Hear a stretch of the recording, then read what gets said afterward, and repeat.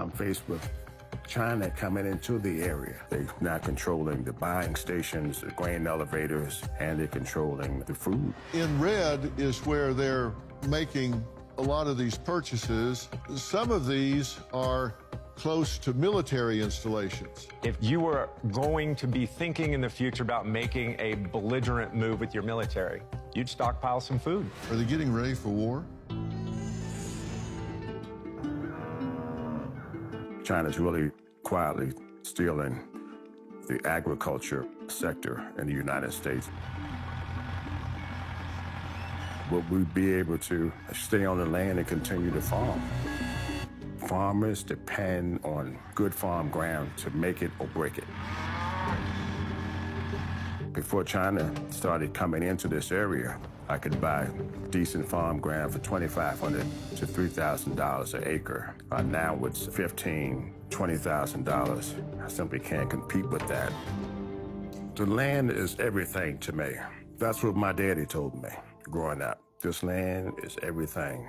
My forefathers were slaves on the Boyd plantation. After the Civil War, a lot of black families stayed on these plantations, and you either became two things: the sharecropper or the ability to purchase land.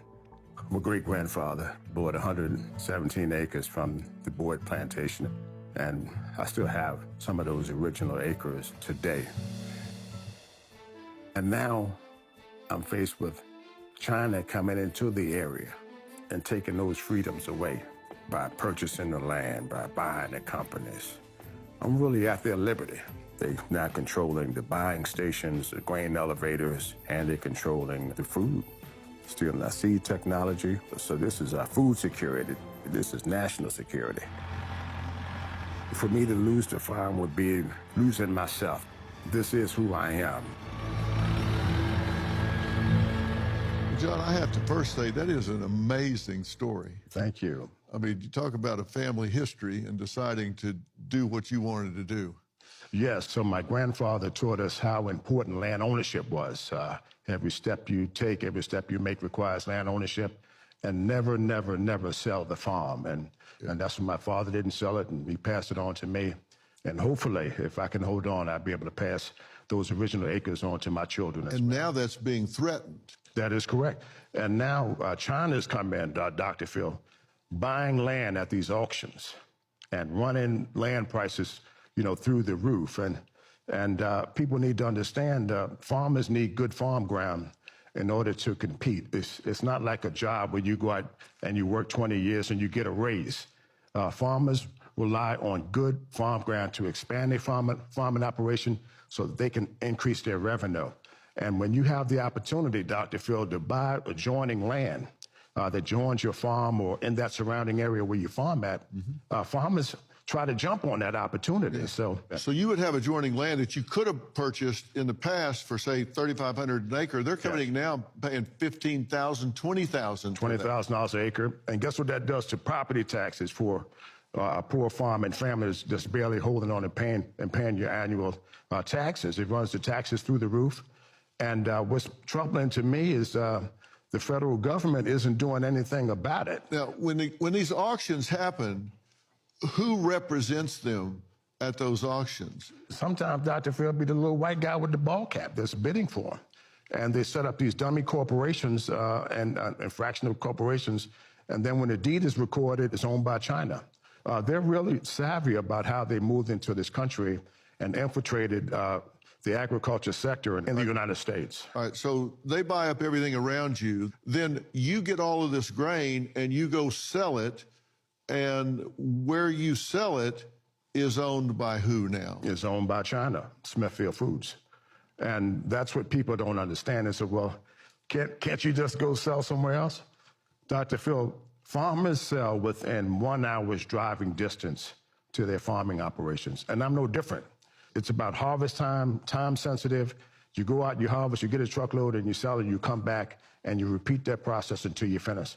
And so you can't expand your farm, and you're selling to a Chinese buyer. If they decide to stop buying, I'll be in trouble. China's bought land right here to my left. They're buying companies like Smithfield Foods. And that blue truck and trailer is what I drive to Smithfield Foods to haul soybeans, corn, and wheat on, to sell to a company that's owned by China. And this is a cry and plea to corporate America.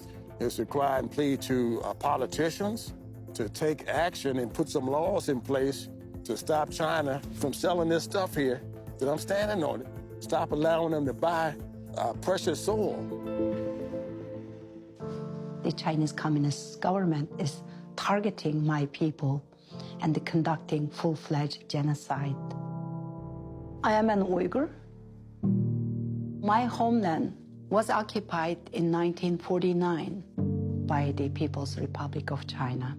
They're facing mass detention. Millions of people are in the concentration camps. I came to the United States in 1989. I was invited to speak at one of the think tanks in Washington, D.C. 6 days after that, my sister and my aunt both were taken on the same day. As a retaliation for my activism, they released my aunt several months later. But last 5 years, my sister's in jail right now. I am doing my advocacy at the cost of my sister's freedom. When I doubled down my efforts, the Chinese government published all kinds of false articles about me, saying that I was stealing other people's photo and claiming this is my missing relatives and spreading lies about China. The book, George Orwell's 1984, is nothing compared to the Chinese Communist Party QR scanning codes on every home, GPS tracking devices on every vehicle. They are expanding everywhere, including United States. Samuel is also joining us. He was born in Hong Kong, but has been a U.S. citizen for nearly 30 years. Hong Kong has been a part of China since 1987, and in 2020, Samuel became the first American on Hong Kong's most wanted list. I might have started my life in the U.S. under the fear of retaliation and persecution by the CCP, but because of the safe harbor I found here, I have grown to be a fugitive and a thorn in the side of the Communist Party in China. My personal work here in the U.S. are being monitored and being surveilled constantly, but I do not feel and will not yield to that level of threat because it's a tactic that I think the Chinese government have used. I ask you two to come together because both of you are U.S. citizens being targeted by the Chinese government. And what do you remember about the Chinese soldiers coming into your house? My dad was taken away, then the soldiers came over to get my mom. She had me in her arm. They grabbed me so hard, so rudely, and they almost threw me over to my grandma's arm. And my mom and dad used to say that I cried so hard, she could hear me crying from miles and miles away for hours. Now, you have spoken out since you've been here at some of the things that have been so upsetting to so many. And nearly 6 years ago, you were part of a panel in D.C., and it really changed your life because what happened a week after you were on that panel and spoke out? My own sister and my aunt were taken away. They are 1,400 kilometers, which is more than 900 miles away from each other, but exactly the same day from two different parts. One is retired medical doctor. I always carry my sister's photo. That's her. And my aunt is a retired school teacher, and they both were taken away. I have not seen a proof of life, no video, no picture, no information. 6 days after you were on the panel? Yes. Now, Samuel, how did you find out you were on the most wanted list in China? Well, I will always remember it was July 30th in 2020, and I was actually asleep in my apartment in Los Angeles, and I received a bunch of phone calls and text messages. And then I woke up the next morning and found myself a wanted fugitive.